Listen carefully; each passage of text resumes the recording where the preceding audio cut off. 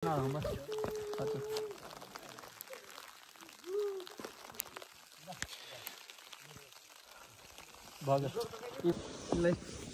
भयो अरे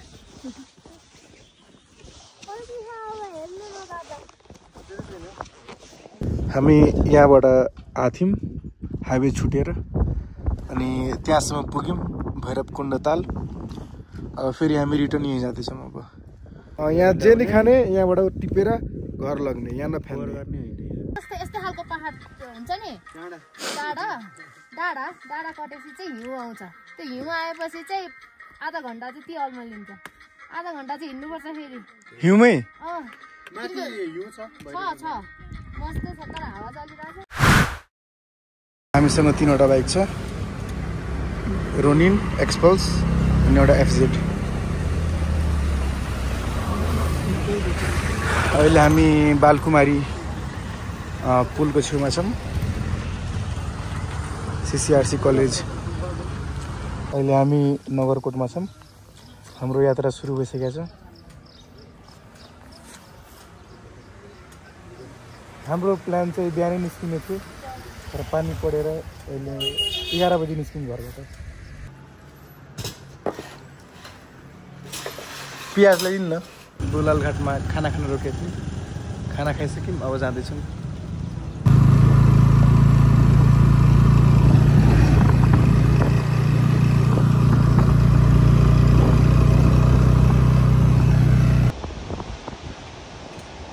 यो ठाउँको नाम चाहिँ हिन्दी ठाउँ छ चाइना कति किलोमिटरमा 13 किलोमिटर मात्रै यो च्यानलको नाम जस्तै मेरो लागि चाहिँ अनप्लान नै हो मैले थाहै छैन कहाँ जाने के गर्ने अब सब प्लानिङ प्लोटिङ मामाको हो मेरो चाहिँ के होइन मैले सोध्नु म जाने मैले भने जाने 10-15 मिनट 20 मिनट कुर्नै पर्यो रोक्नै पर्यो बाइक खाडा उकालो छ बिचरा तेलहरू हालेर जानु माथि कहीँ केही छैन बनाउनु ठाउँ छैन बाइक बरु चेक गरेर लगाएर राम्रो है गाडीमा हालेर बाइक ल्याउने भन्दा उपाय छैन बिग्रियो भने हामीलाई त्यही भन्ने त्यही भयो हामीलाई बोलेरोमा हाल्न रेडी भए हजुर फोन चाहिँ फाइनल गर्नु पर्दैन आउँछु भने अब त भइहाल्यो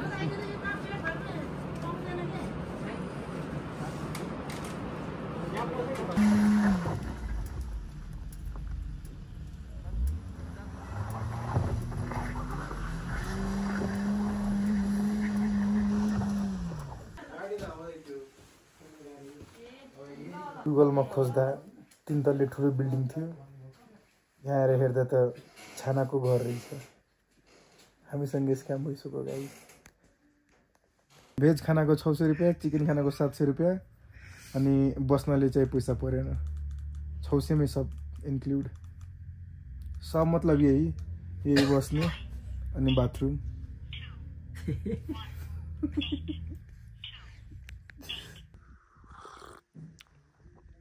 म त्यहाँभित्र टेबलमा बसिरहेको थिएँ मैले अरू ग्रुपको मान्छे सोचेर मैले 1 कप चिया पाएँ लक्की हामी जाँदैछौँ बाहिर घुमफिर गर्न एकछिन पछि आएर खानासाना खाएर अनि सुत्दिने भोलि बिहानै 5 बजी जानुपर्ने छ भात अचार तरकारी दाल प्याज 600 को खाना गुड मर्निङ एभ्रिवान फ्रम बगाम अहिले यहाँको टेम्परेचर 5 डिग्री सेल्सियस लास्टली चिसो छ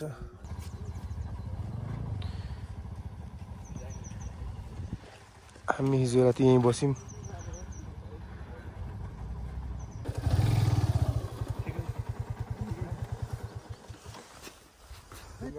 ठीक छ नि सास नै फुल्यो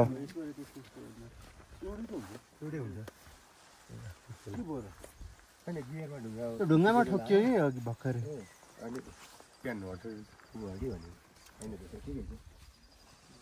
जाम ल न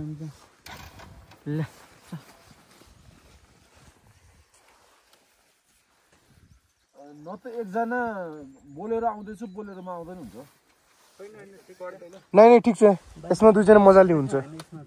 यसमा नि भइहाल्छ मजाले बोलेको त झन्डै टाइम आउँछ होला बोलेको यहाँ आउँदाखेरि बाइक त राम्रो हुनै पर्यो ड्राइभर पनि हेभी हुनु पर्यो अब त्यो भन्छ नि म गएर चलाइदिन्छु मैले एक्सपिरियन्स म गरिहाल्छु यहाँ त्यस्तो केही नै हुने होला छैन बाइकहरू एक गियरमा चलाएको अब खै यहाँबाट आधी घन्टा जति बाँकी छ होला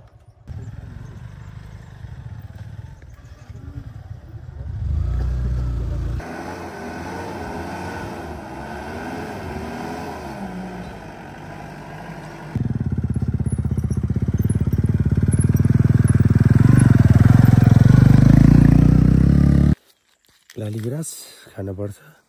यो चाहिँ दबाई हो घाँस जडीबुटी हो के को लागि भन्ने चाहिँ थाहा छैन है सहीमा खाले भए त खाइछ र हामी यसको अझै 1000 जति माथि जान्छ मलाई 1100 जति 4200 हाइटमा हुन्छ अब चाहिँ यहाँबाट बाटो सकिसक्यो यहाँबाट बाटो छैन हैन यहाँबाट बाटो सकिसक्यो अब हामीले हिँडेर जानुपर्छ अब त्यो बाटो हिँडेर जानुपर्छ यहाँ बस्ने मान्छेलाई जम्मा 20 मिनट लाग्छ पुग्न नबस्ने मान्छेले 2 घन्टा हामी आधी घन्टामा 400 मिटर अहिले 2 किलोमिटर टाढा जानुपर्ने छ 2 घन्टा लाग्थ्यो यहाँ है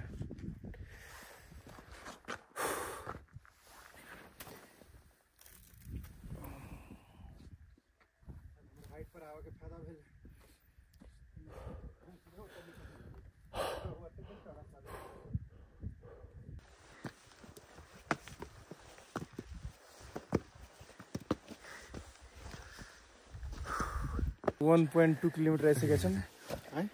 अहिले 800 मिटर अझै बाँकी छ ठाउँसम्म लगेपछि पुरै दुनियाँ गोल यहाँबाट कति टाइम लाग्छ अब 1 घन्टा ल लाग्छ 1 घन्टा अहिले हामी 4097 मिटर माथि छौँ हिँड्ने गाह्रो हो यहाँ पुरै पछि बोल्न सकिएन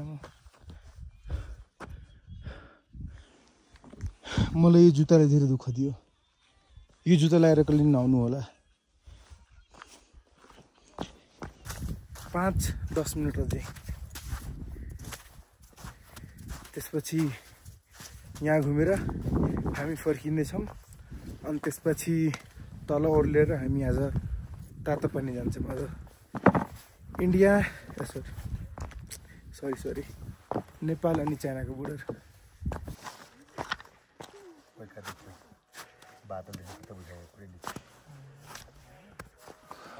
पानी ल्याउँछ हिँड्नुहुन्छ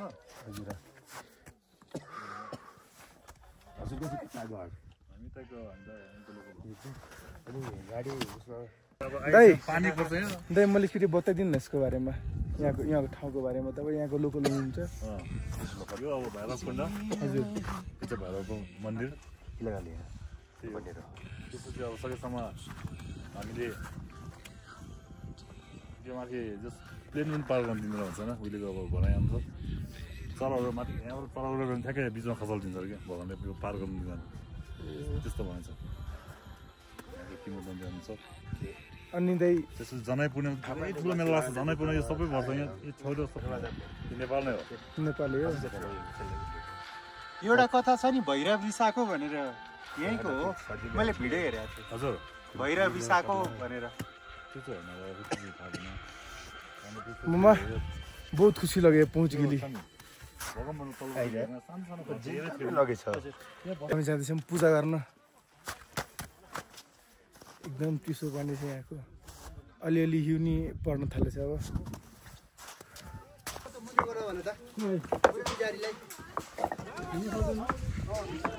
के समात्नु लाग्दैछ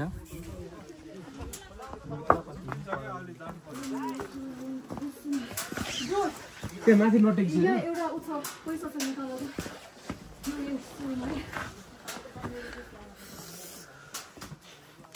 hello guys we are at Bhairavkund अहिले हिउँ परिरहेछ हामी ठ्याक्क आइपुग्यौँ यहाँ र हिउँ पर्ने स्टार्ट भयो you can see this is Bhairav मन्दिर हो यो चाहिँ शिवको मन्दिर हो र यतापट्टि साइडमा हेर्न सकिन्छ पछाडितिर जिउमा बरफ छिर्दैछ यो चाहिँ भैरवकुण्ड भयो र त्यो माथि देखिएको डाँडा हिउँ परेको डाँडा भन्दा अझ पारिपट्टि बल्ल छैन यहाँबाट माथि चाहिँ प्लेनहरू पनि पास गर्न दिएको छैनन् किन भन्दाखेरि यहाँ धेरैवटा इन्सिडेन्टहरू चराहरूभित्र यही तालमै खसेको भन्ने किंवदन्तीहरू छ त्यसकै कारणले गर्दाखेरि यहाँ प्लेनहरू चराहरू केही पनि उड्दैनन् जाऊ न खिच्दै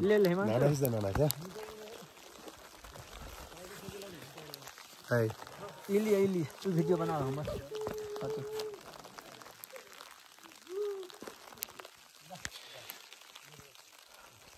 अब हामी जाँदैछौँ यहाँबाट निस्केर अब के लाग्यो मामा लास्ट टाइम कति हो एकदमै रमाइलो एकदमै राम्रो अब चाहिँ किन आदमी सबके एकदम अब चाहिँ अबदेखि नआउने मान्छेलाई चाहिँ टुरिज्म ट्याक्स उठाउनु पर्ला जस्तो के लाग्यो मामा कति हो कस्तो लाग्यो ठिक लाइफको फर्स्ट एक्सपिरियन्स स्नोहरू हेरेको थियो पहिला पनि तर स्नोफल हेरेको थिएन त्यो पनि ठ्याक्कै हिमाल भन्ने टाइपको स्नोफल भइरहेको थियो यहाँ पानी सकेपछि यसरी खानुपर्छ हिउँ फ्रेस ताजा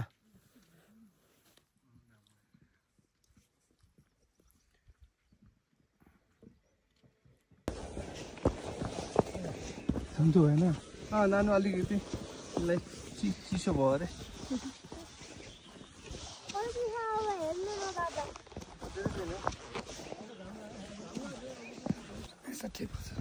पैँसठी वर्ष बुवाले 65 वर्षमा चढिरहेसक्नुभयो हामीले त अहिले पनि चढ्न सकिरहेको छैन हजुरले मान्नै पर्यो बुवा अब हामी यहाँबाट तल पुग्न आँट्यौँ अब यहाँ आउँदा के गर्नुपर्छ के नगर्ने मामा बताइदिनुहुन्छ बताइदिएको नि यहाँ आउँदाखेरि भारी सामान लिएर नआउने सकेसम्म नेसेसरी आइटम मात्र ल्याउने नजाइने कुरा बोक्दै नबोक्ने किनभने धेरै उकालो चढ्नुपर्छ उकालो चढ्दाखेरि यहाँ अक्सिजन पनि अलिकति हाइट भएको हुनाले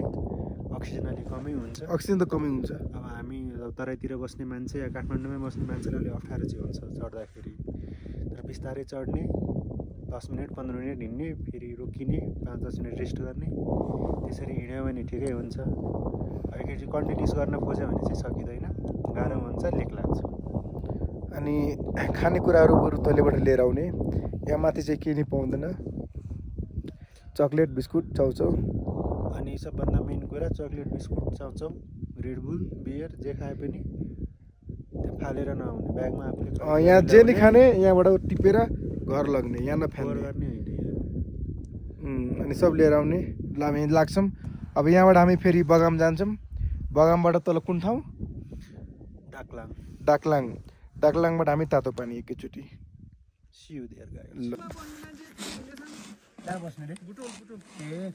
बुटोल घर हो ए नानी गुड धेरै राम्रो ए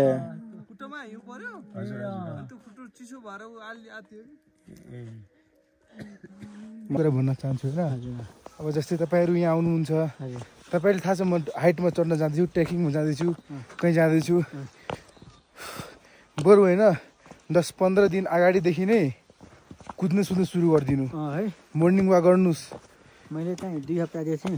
बिहान 5 बजे उठेर पुगे मर्निङ वाक गरेको हाइटमा चढेको कमसेकम 10-15 दिन अनि प्र्याक्टिस गर्नुहोस् अनि मात्रै आउनुहोस् साह्रै गाह्रो भएन नत्र यहाँ लास्टै गाह्रो छ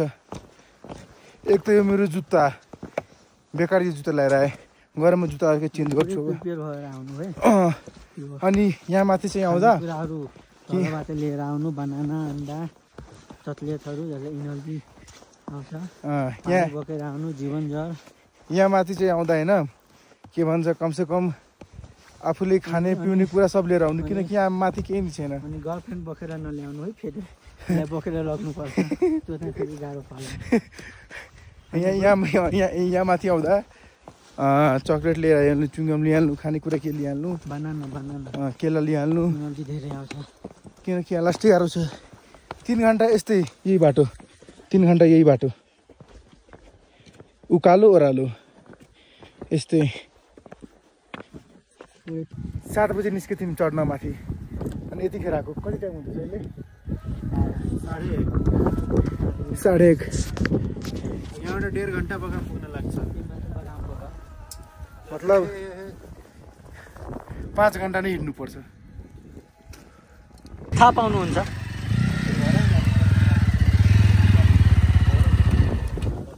हामी यहाँबाट आएको थियौँ हाइवे छुटेर अनि त्यहाँसम्म पुग्यौँ भैरवकुण्ड ताल अब फेरि हामी रिटर्न यहीँ जाँदैछौँ अब यहाँबाट सिधै तातो पानी चाइना बोर्डर त्यसपछि फेरि यहाँबाट सिधै काठमाडौँ